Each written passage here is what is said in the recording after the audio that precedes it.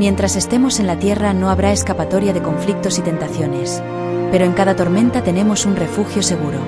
Jesús nos ha dicho, y en el mundo tendréis aflicción, pero confiad, yo he vencido al mundo.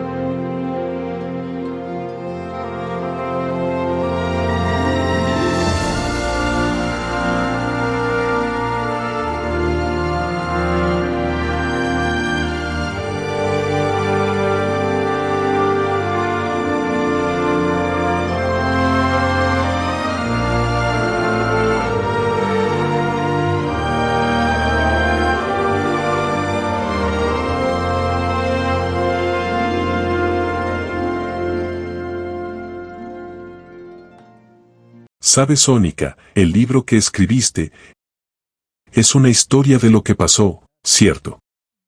Es solo una fracción de lo que realmente sucedió. Y el libro aún no está terminado. Y lo llamaste Habitando en el lugar secreto. ¿Y de dónde lo sacaste? Bueno, viene de Salmos 91. Versículo 1. Y déjame leértelo. De acuerdo. Porque creo que es muy apropiado. El que habita en el lugar secreto del Altísimo, morará bajo la sombra del Omnipotente. Diré del Señor, Él es mi refugio y mi fortaleza, mi Dios, en Él confiaré. ¿Cómo puedes confiar en Dios si no tienes experiencias en las que aprendes a depender de Él? Hasta el punto de la muerte. Y el lugar secreto está ahí donde comulgas con Dios. De esa manera Él te enseña.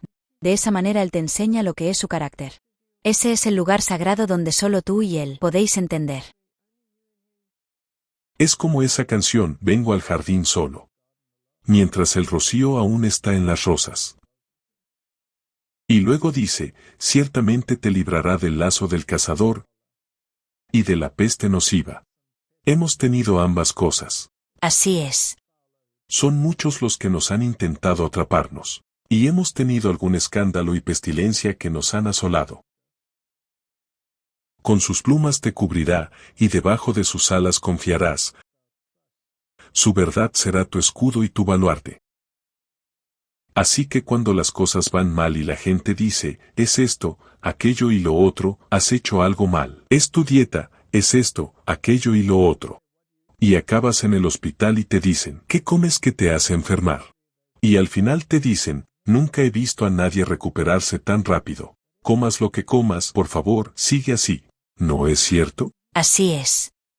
No tendrás miedo del terror nocturno, ni de la flecha que vuela de día, ni por la peste que anda en tinieblas, ni por la destrucción que asola el mediodía. Creo que hemos experimentado todo eso. Pero aún no hemos experimentado esto. Caerán a tu lado 1000, y 10.000 a tu diestra, mas a ti no llegará.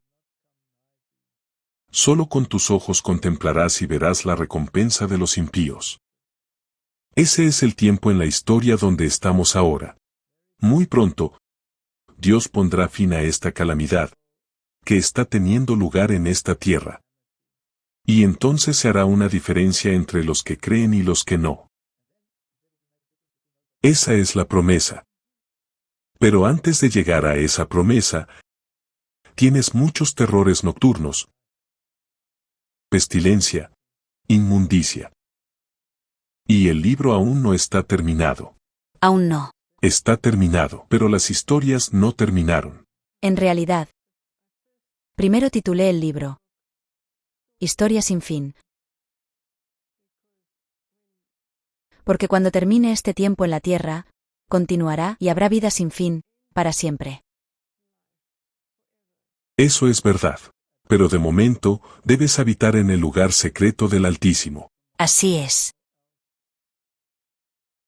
O si no renunciarás, no renuncies. No te rindas. No.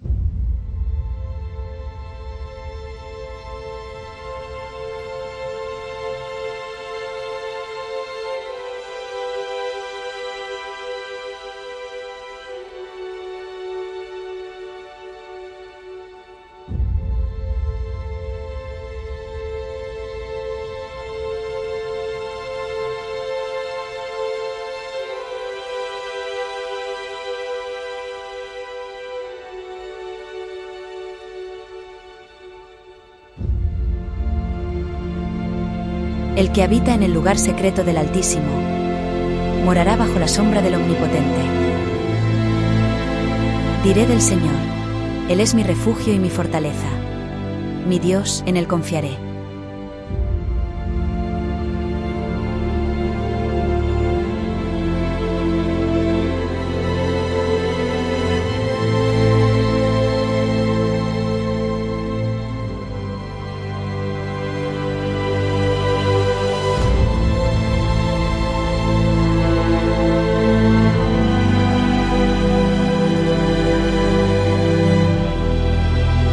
No tenemos nada que temer para el futuro, salvo que olvidemos el camino que el Señor nos ha guiado y nos enseña nuestra historia pasada.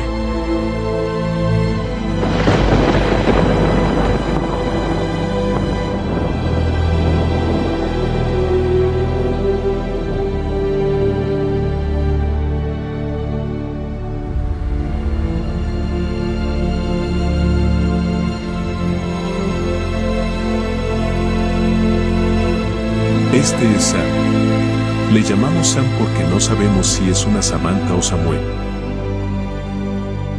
Y eso se decidirá cuando ponga un huevo o no. Así que por el momento es solo Sam.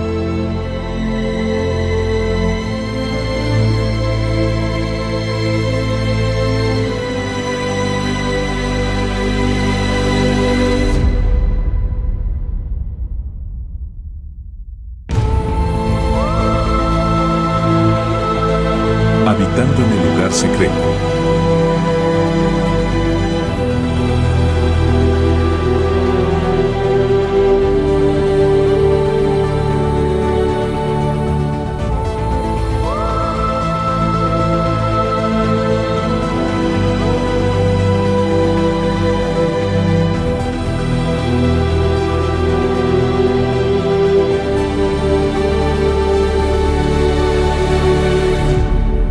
Episodio 4. La recta final. Ya sabes, no importa lo grande que la oposición se convierta, siempre hay quienes también reconocen el lado positivo. Así que no todo es negativo. Y el tío Frenchy siempre dice que dos hombres detrás de las rejas. Uno vio barro y otro vio estrellas. Así que puedes hacer que el interés de tu vida sea ver el barro. O puedes hacer que el asunto de tu vida sea concentrarte en las estrellas.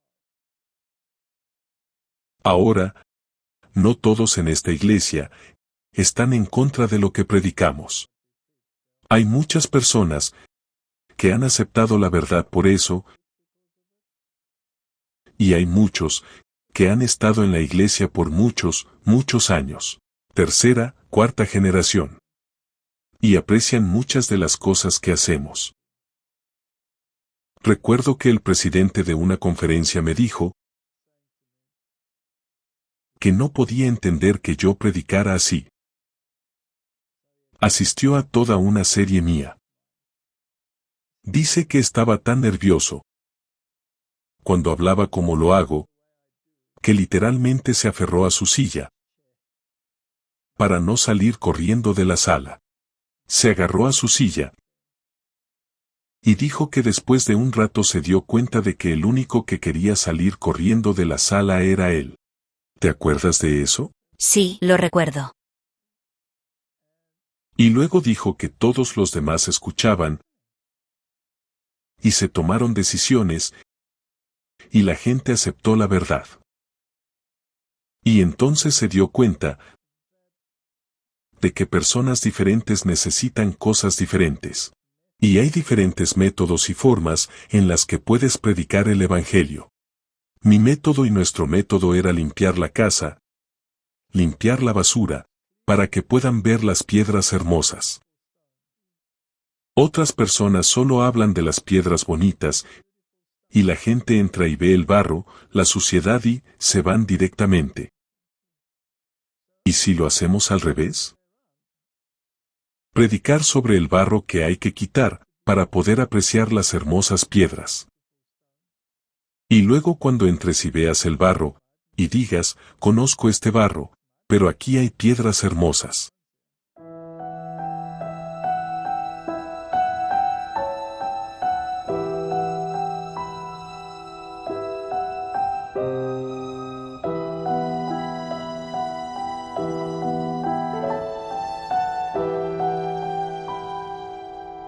Toma al Señor por su palabra. Estudia las promesas. Y apropiate de ellas según tu necesidad. La fe viene por el oír, y el oír por la palabra de Dios. Dichoso el hombre que, cuando es tentado, encuentra su alma rica en el conocimiento de las Escrituras, que haya refugio bajo las promesas de Dios.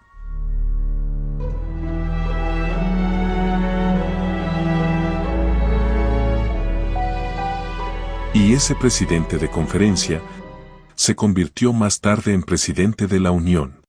Y luego decidió que era hora de que yo fuera ordenado como pastor.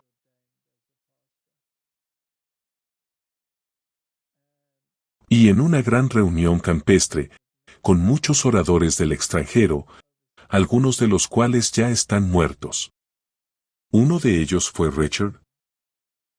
¿Lo recuerdas? Sí, lo recuerdo. Todos ellos estaban allí cuando fui ordenado como pastor. Ahora, la ordenación en sí misma es como un sello de aprobación de la Iglesia. Así que es algo que hay que valorar. Pero también es un pasaporte para poder predicar.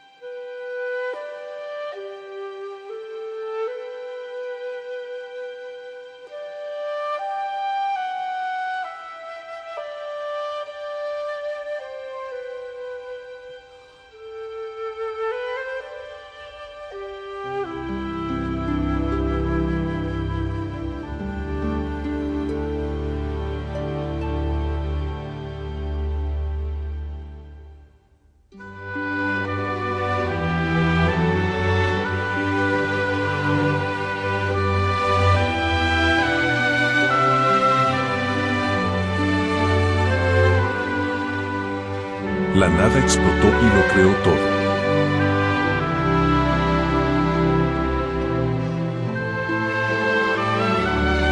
Ordenación 2006.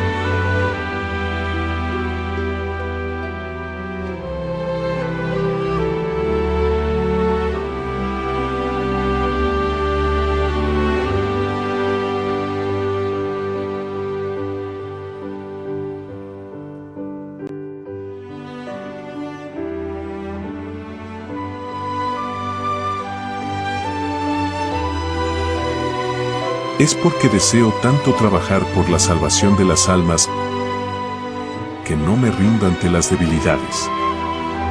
Estoy decidido a que mientras Dios me permita vivir, proclamaré el mensaje de advertencia al mundo. Quiero que mi voz llegue a muchos más antes de abandonar mis labores.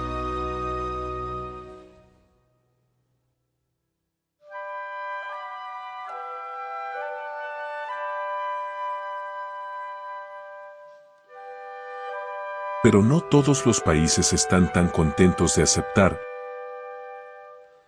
este tipo de predicación, y algunos, particularmente en Europa, eran muy reacios y no apreciaban el hecho de que yo estuviera realmente ordenado. Pero eso no anula la ordenación. Y no importa cuáles sean las pruebas, no importa cuáles sean las tribulaciones, he aprendido a lo largo de los años, que cuanto mayor es la oposición a la verdad, más prominente se vuelve la verdad. Así que si vas a Europa, por ejemplo, y un líder de la iglesia hace un gran ruido, y advierte a todos que nunca asistan a las conferencias de ese hombre, es la mejor publicidad que se podría hacer. Y entonces los lugares se llenan. ¿Te acuerdas de eso? Sí, lo recuerdo. ¿Cuántas veces ha pasado? Pero al volver al presidente que te ordenó en esa reunión de campamento, él apreciaba el evangelismo. Y en esa reunión de campamento, él dijo: gente, vamos a tomar dinero.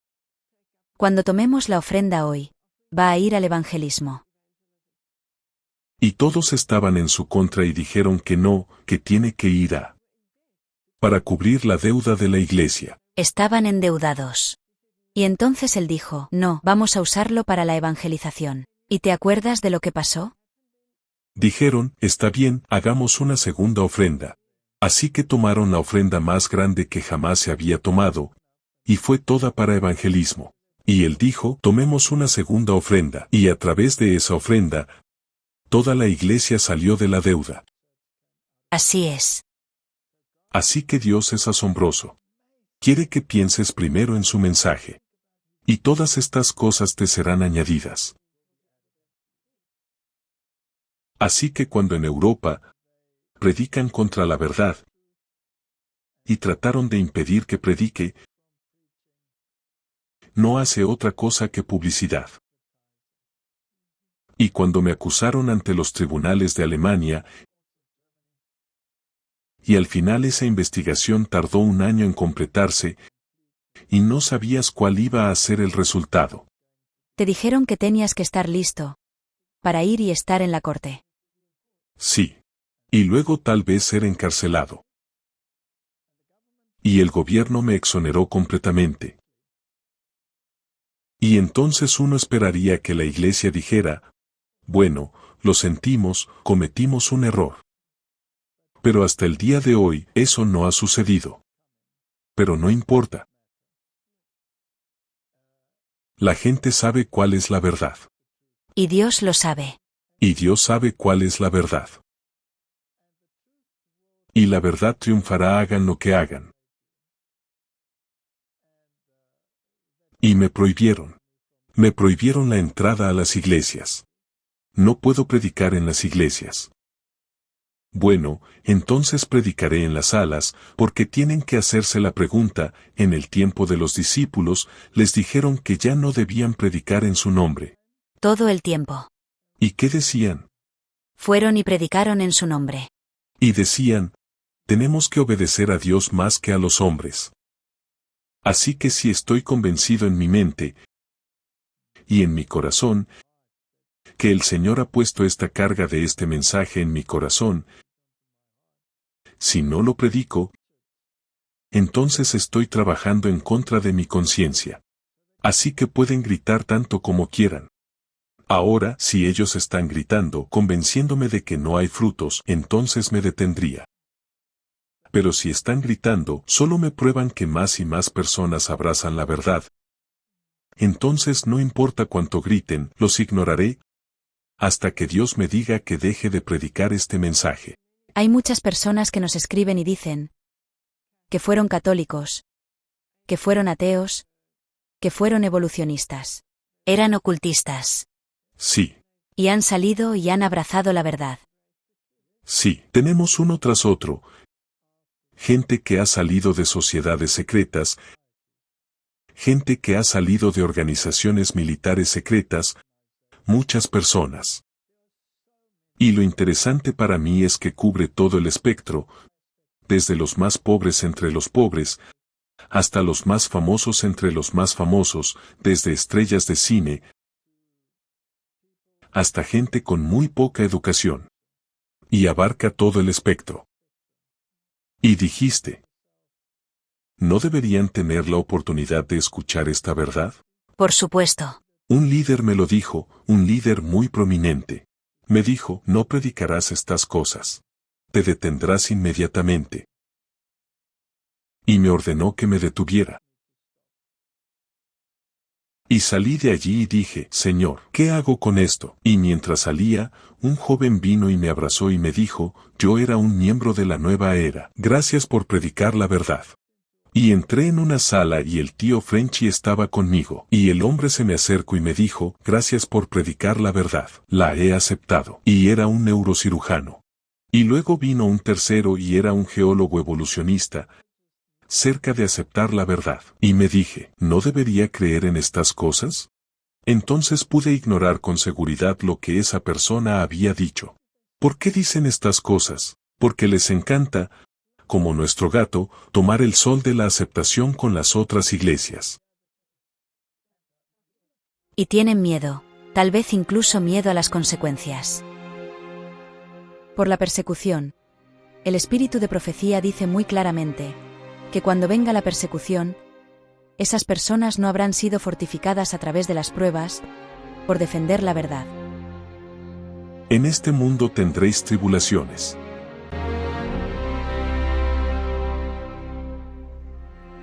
Espero tener pruebas, pero no las temo. El Señor sabe lo que puedo soportar. Él me dará la fuerza para soportarlo.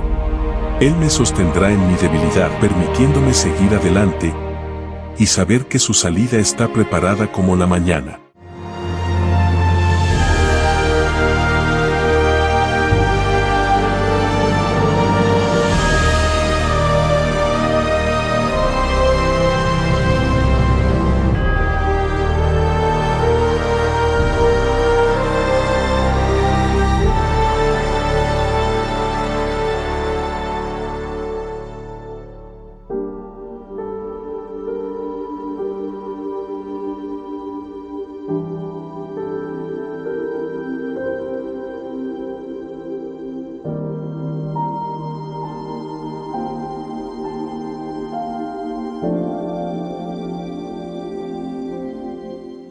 Mientras el sol se pone a mis espaldas. No puedo evitar preguntarme si las arenas del tiempo de este mundo se están agotando.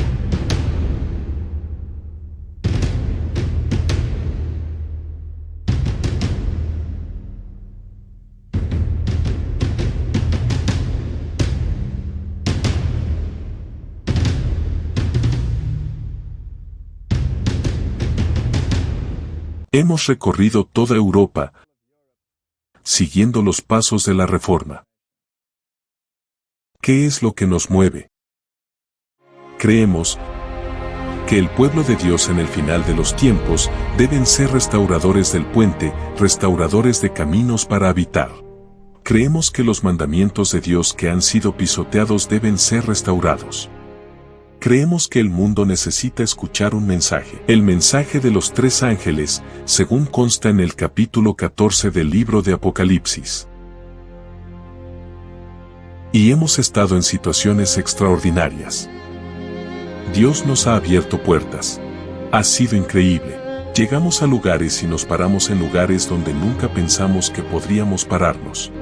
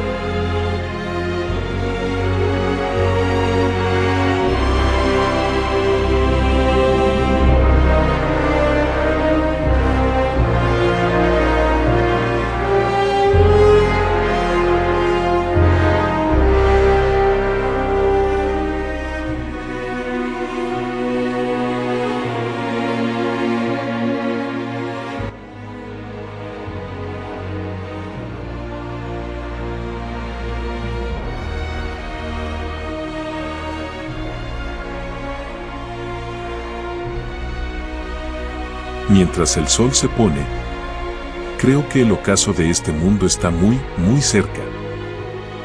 Y tenemos que tomar una decisión individual. No podemos escondernos detrás de los poderes eclesiásticos. No podemos escondernos detrás de las autoridades del mundo. Tenemos que basar nuestras decisiones en la palabra de Dios. Por eso, hoy, si oyes su voz, no endurezcas tu corazón.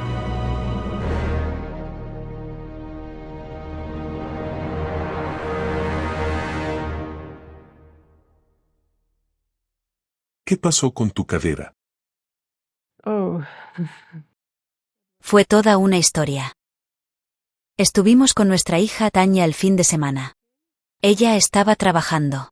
Era representante de una empresa médica, y nos visitó durante el fin de semana. Y vimos el progreso del peregrino de Banyen. Y le pasó algo a Tania. Y dijo: bueno, ahora entiendo el porqué del cristianismo. Es una guerra muy dura. Sí. Y entonces ella esa mañana, temprano a las 6 de la mañana ella se fue y tú estabas afuera arreglando una tubería en la granja. Y me di cuenta que no habíamos orado con ella. porque ella está en la etapa donde se estaba dando cuenta de lo que es la verdad. Pero ella todavía no está firme en la verdad. Y corrí a decirle: y no te vayas antes de orar. Y se me ha olvidado que al doblar la esquina, tenía pilas de madera, y me tropecé. Pero no fue solo un tropiezo y una caída. Fue un tropezón que me lanzó por los aires. Sentí como si un viento me levantara y me estrellara contra el pavimento, que era de ladrillos ásperos.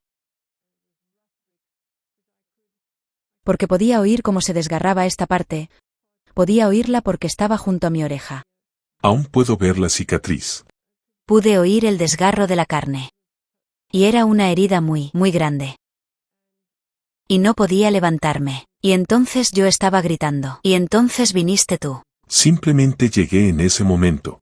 Y me ayudaron a levantarme, me llevaron al hospital. Fueron como 50 kilómetros, los que tuvimos que conducir y yo estaba dolorida. Y en el hospital me dijeron que sí, que tenía la cadera rota. Y tuvimos que llevarte a otro hospital. Así es. Y luego se negaron a usar la ambulancia. Había 4 ambulancias paradas, creo que eran 4. Porque era un hospital del gobierno. 4 ambulancias, y se negaban a mandarte con una ambulancia, porque tenías una cobertura médica. Si no tenías una cobertura médica, te enviaban con una ambulancia. Y yo dije que pagaría la ambulancia. Pero aquella mujer era tan testaruda que se negó, y el médico se enfadó tanto que la regañó. Pero ella se quedó allí y dijo: no habrá ambulancia. Así que me ayudó, y te subimos al auto, en el asiento trasero a través de la sábana. Te sacamos de la cama, del carrito y te metimos en el coche. Y tuve que conducir por esas carreteras tan duras. Otros 100 kilómetros. Otros 100 kilómetros, hasta al hospital donde te operaron. Y entonces descubrieron que toda tu cadera estaba destrozada. Necesitaban conseguir hueso, y no tenían ninguno. No tenían hueso artificial. Así que buscaron otro hospital, que estaba a 80 kilómetros. Tenían hueso, lo metieron en un auto, y lo llevaron a este hospital. A mitad de camino, hubo una parada de la policía, que provocó un atasco de kilómetros. Y así 8 horas estuviste en la mesa de operaciones.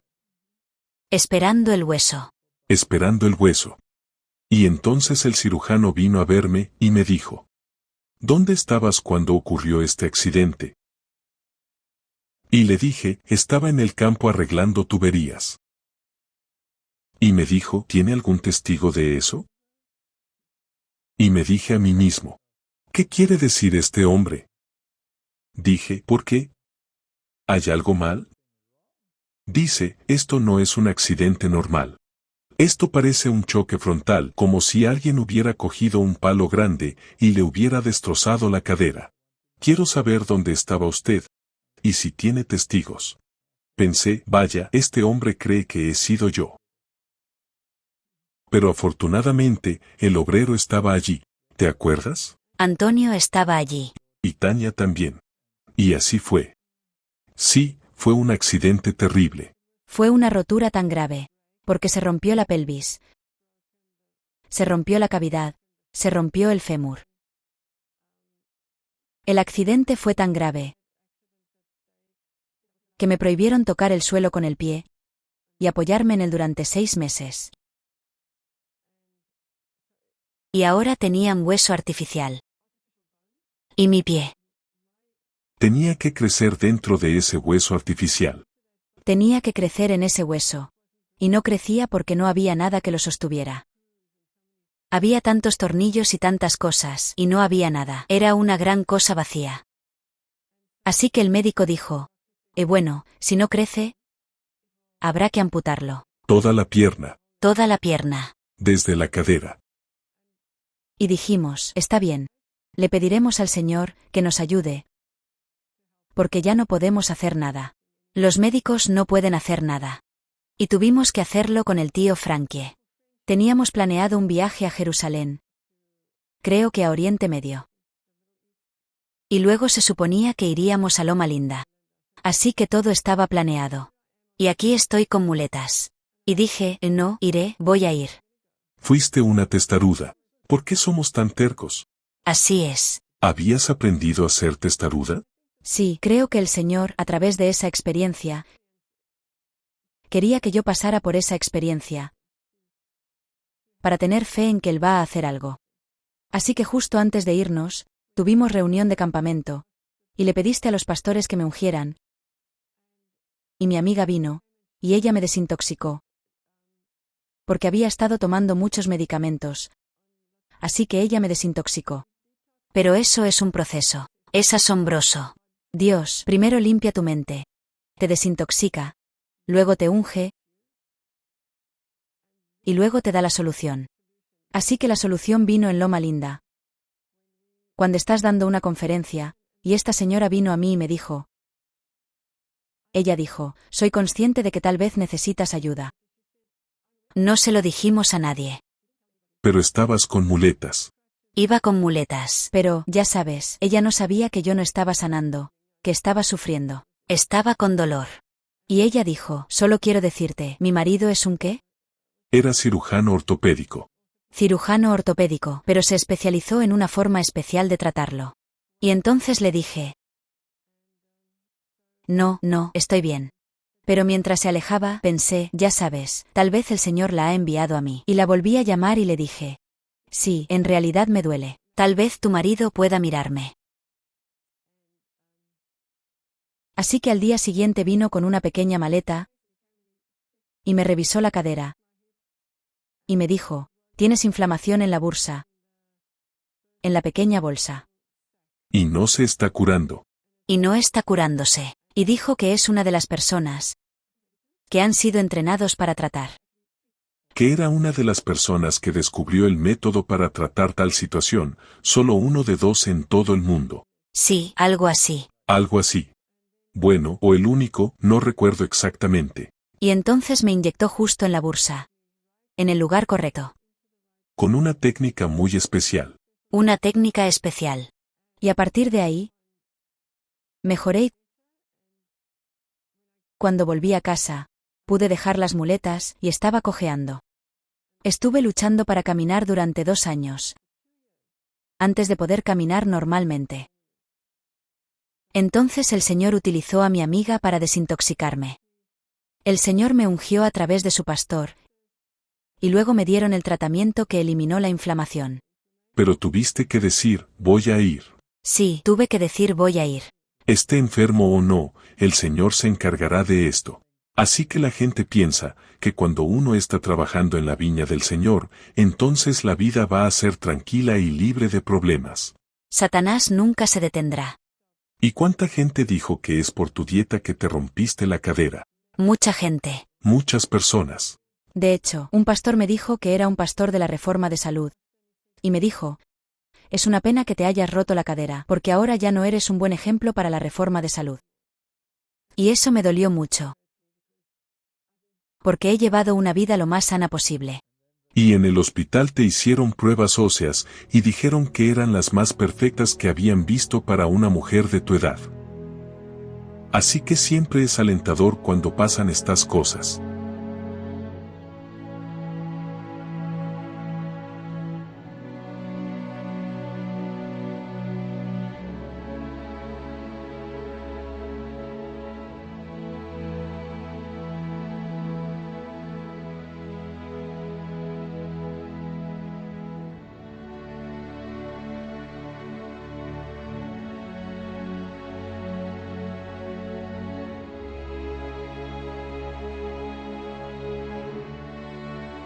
A lo largo de mi larga aflicción, he sido bendecida por Dios de la manera más significativa. En los más severos conflictos con intenso dolor, me di cuenta de la seguridad. Mi gracia es suficiente para ti. A veces, cuando parecía que no podía soportar el dolor al no poder dormir, miraba a Jesús por fe, y su presencia estaba conmigo. Toda sombra de oscuridad se disipó.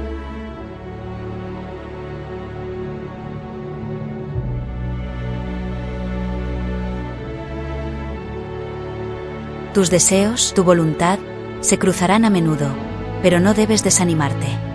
Jesús te ama y quiere que seas feliz. Incluso en esta vida, y que seas una luz en el mundo. Deseo que puedas ver y que nuestra gente pueda ver lo que pueden ser y lo que pueden llegar a ser. Dios trabajará con vuestros esfuerzos. Las pruebas vendrán a nosotros todos los días. En las pruebas y decepciones, el verdadero carácter se desarrolla.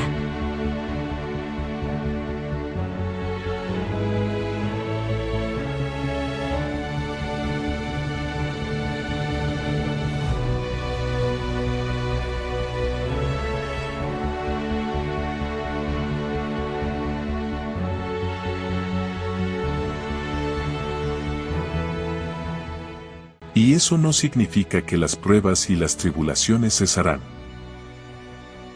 Y a veces necesitas llamadas de atención, y a través de las circunstancias, y especialmente cuando el COVID llegó, y viajar fue imposible,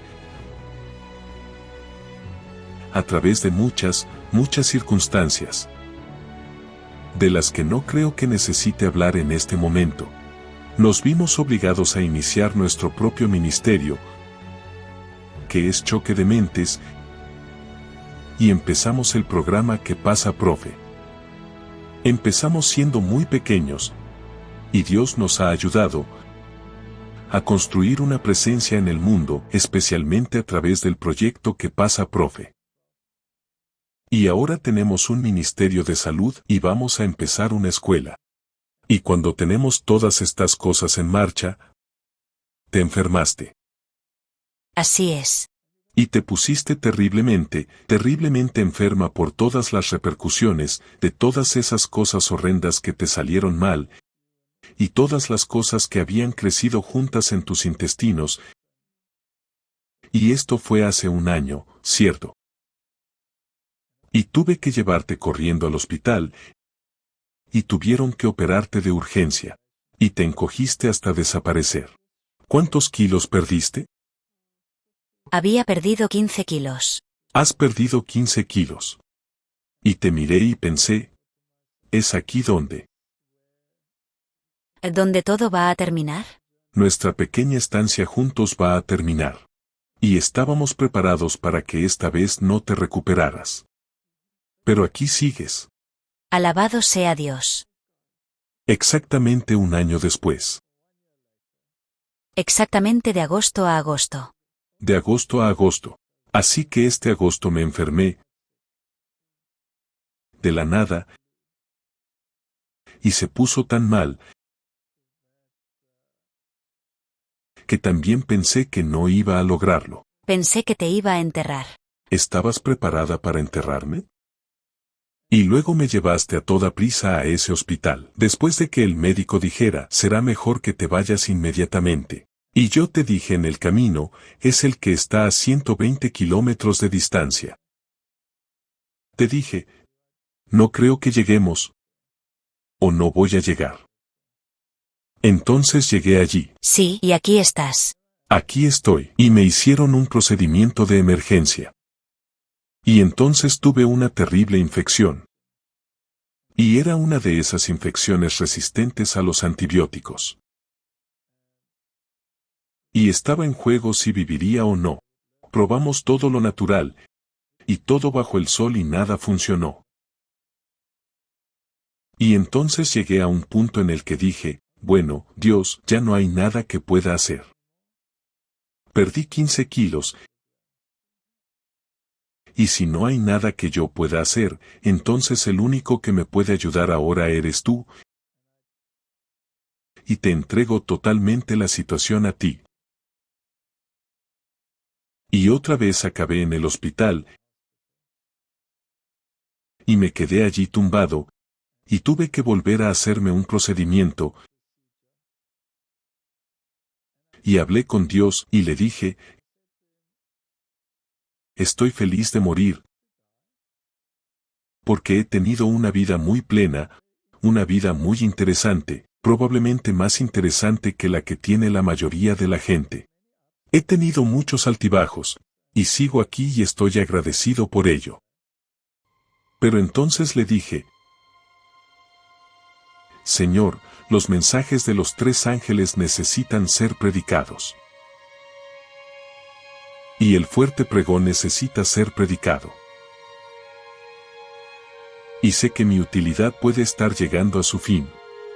Quiero decir, ya soy mayor, y si es tu voluntad que esto llegue a su fin aquí, entonces lo aceptaré. Pero realmente me gustaría formar parte del mensaje final a la humanidad.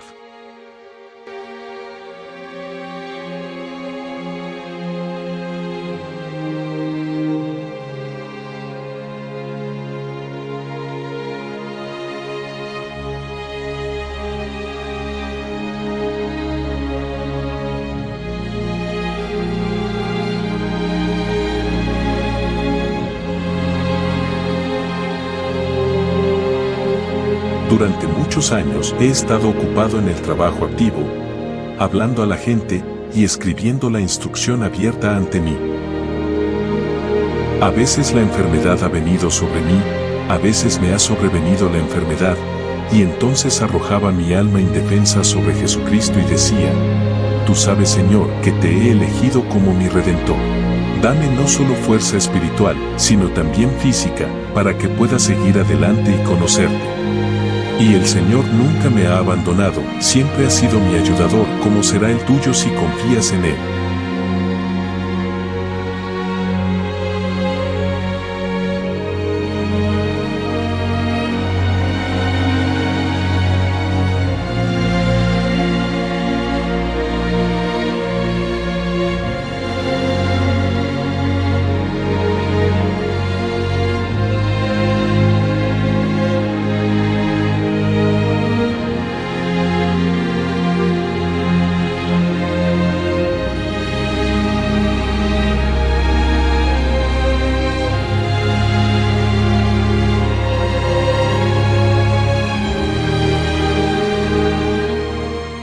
Y si ves el camino despejado para hacerlo posible, entonces me rindo ante ti.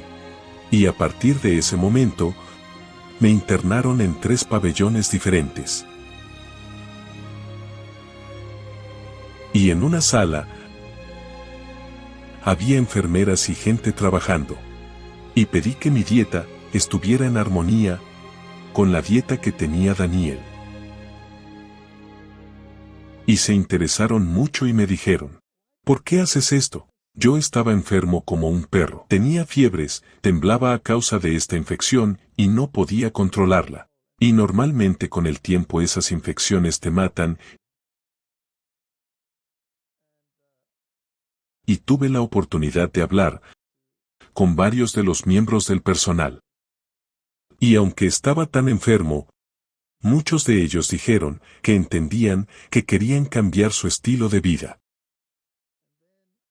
Y luego pasé de allí al quirófano, y de allí fui a la unidad de cuidados intensivos, y se suponía que iba a estar en la UCI solo un día, pero acabé allí 3 días, porque no se ponían de acuerdo para manejar mi situación. Y vino un tercer especialista, y me miró, y ya es el tercer día. Y me miró y me dijo: ¿eres Walter Vath? Porque miró mi nombre. Dijo: ¿no eres el famoso Walter Vath? Y yo dije: no, no soy famoso, soy infame. Estaba atado a todos estos tubos. Y la sirena sonaba, porque mis niveles de oxígeno no estaban bien, porque tenía mucho dolor y muchas situaciones. Y me dijo: hace muchos, muchos años,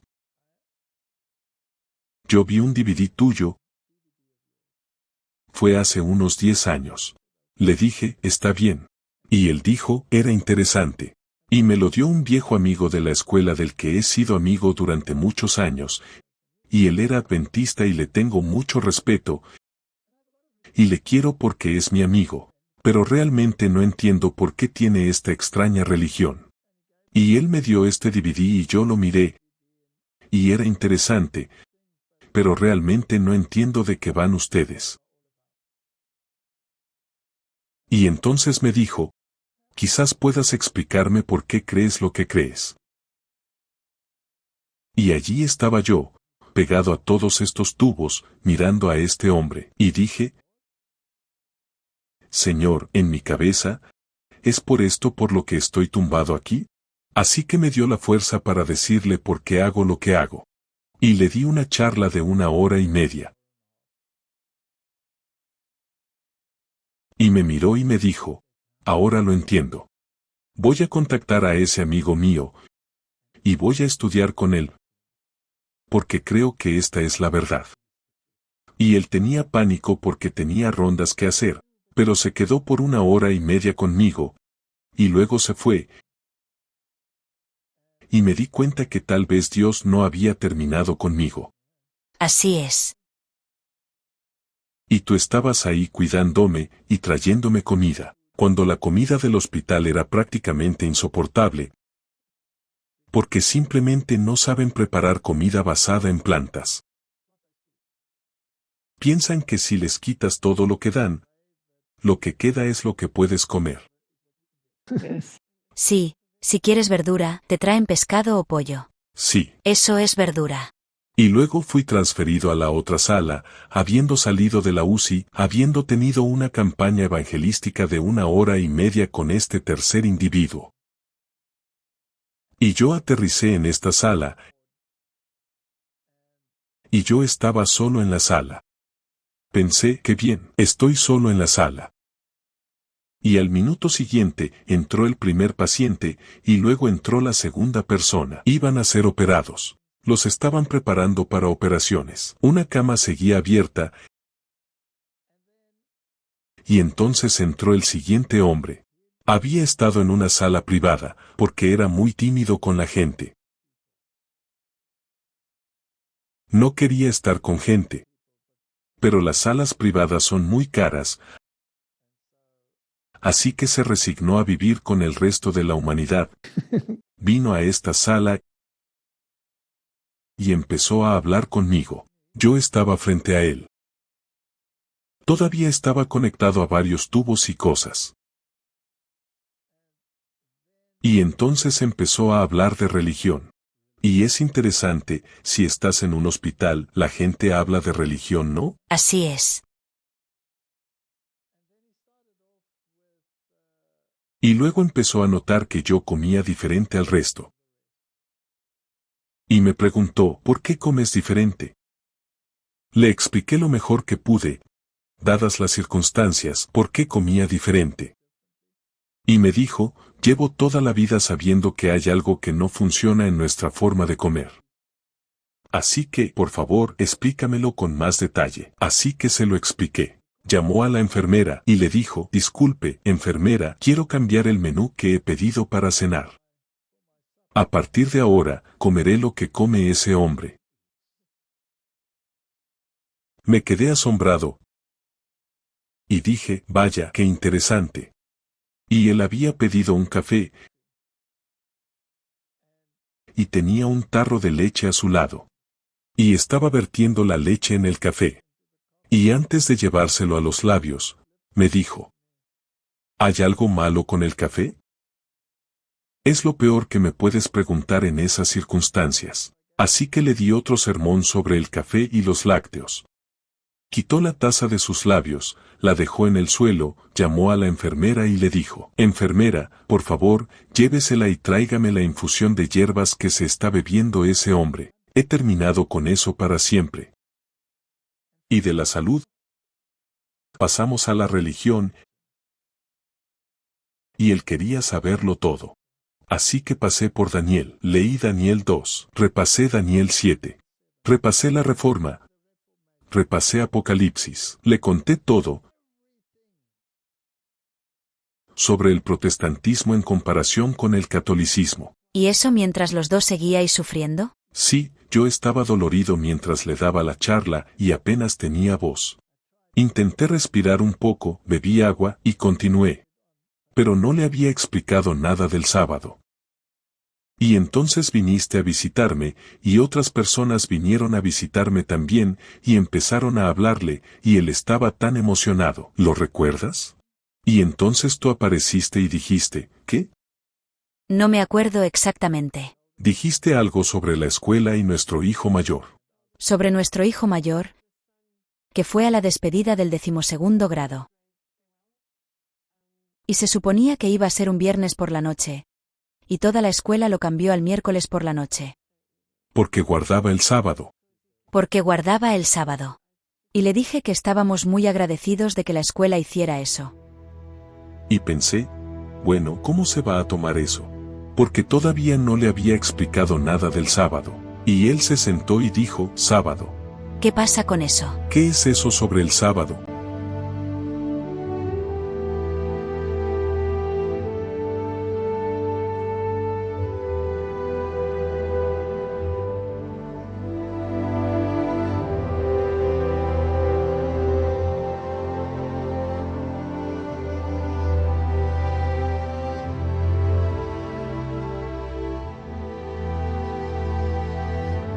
Acuérdate del día de reposo, para santificarlo.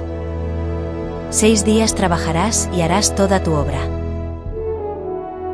Pero el séptimo día es reposo para Jehová tu Dios. No harás en él obra alguna. Ni tú, ni tu hijo, ni tu hija, ni tu siervo, ni tu sierva, ni tu ganado, ni tu extranjero que está dentro de tus puertas.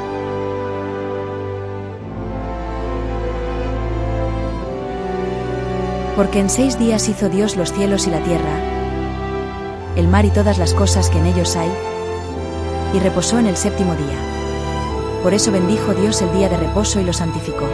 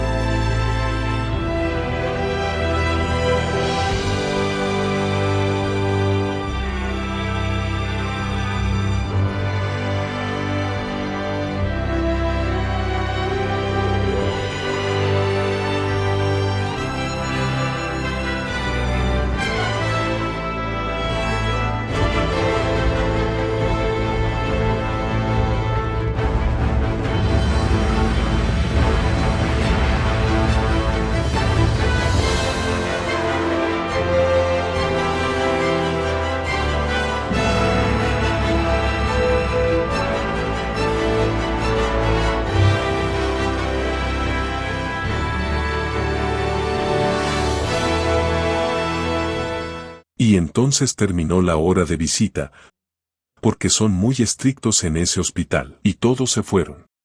Y entonces tuve que darle una conferencia sobre el sábado, cosa que hice. Y entonces él dijo, eso es maravilloso, voy a ir a casa, y voy a estudiar mi Biblia, y voy a cambiar mi dieta. Nunca jamás volveré a comer esto, aquello y lo otro, y no beberé nada que sea malo para mi mente. Y voy a estudiar este tema. Y cuando salí del hospital, estaba regenerado. Así es. Y pensé para mí, ya sabes, tuve tiempo para reflexionar. ¿Qué se siente al atravesar el valle de la muerte? Acabas de pasar por ello y has salido viva, y había pasado por ello y había salido vivo. Y yo estaba muy débil. No podía caminar ni 10 metros sin sudar a mares. Y te hace apreciar la vida de nuevo. Sí. Pero Dios todavía nos da tiempo para hacer su trabajo, y terminar la obra. Y me di cuenta de que Dios aún no había terminado. Y cuando dije, Señor, estoy listo para irme, Él me dio 3 campañas para hacer en un hospital, y esas personas probablemente nunca hubieran escuchado eso si yo no hubiera estado allí. Así que me animaron a que Dios no ha terminado con nosotros todavía, y que todavía podemos ser una espina en la carne de algunas personas, y pueden gemir y gritar tanto como quieran.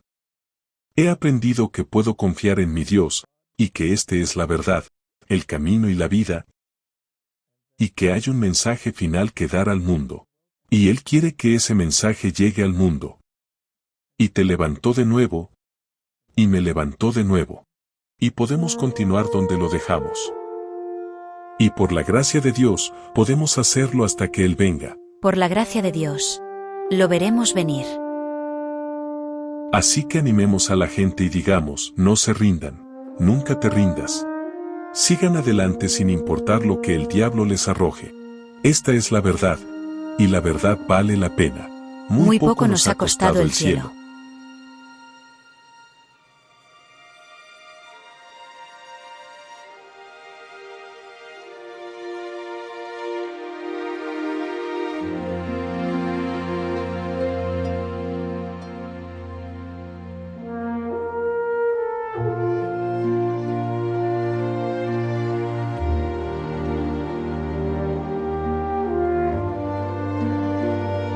Intentamos evocar nuestras mayores pruebas, pero parecían tan pequeñas comparadas con el peso de gloria mucho más grande y eterno que nos rodeaba, que no pudimos expresarlas.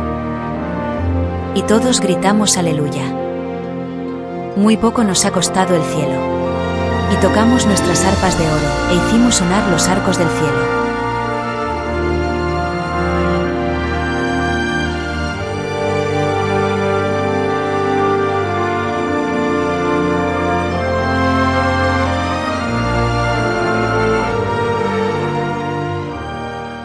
Y en cuanto a la iglesia, esta es la iglesia militante. Todavía no es la iglesia triunfante. Vendrá un zarandeo terrible, y esta iglesia será sacudida. Pero aquellos que guardan los mandamientos de Dios y tienen la fe de Jesús y el testimonio de Jesús, según el libro de Apocalipsis, permanecerán firmes. Ellos no aceptarán la marca de la bestia. No seguirán la imagen de la bestia. Y llegarán hasta el reino. Y Dios pondrá en su boca el fuerte clamor. Y muchas personas que están atrapadas en Babilonia saldrán. Nunca se rindan. Amén. Amén.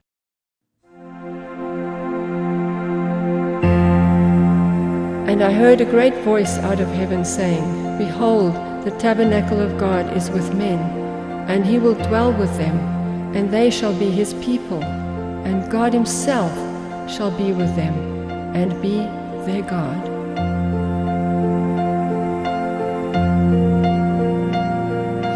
He that dwelleth in the secret place of the Lord Most High,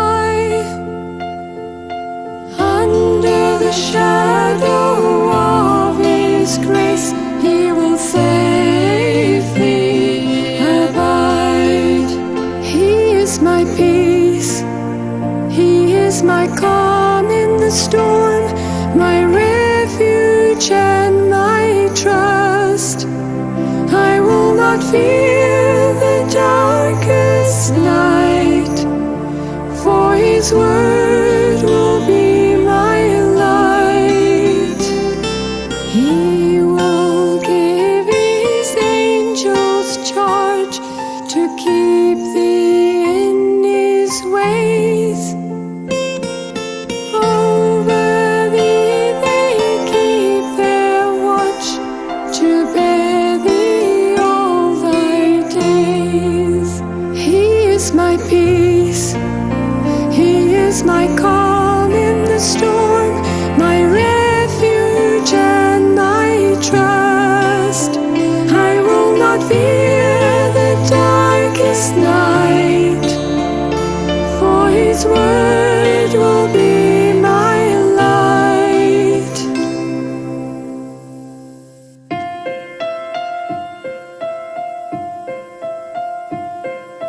He that said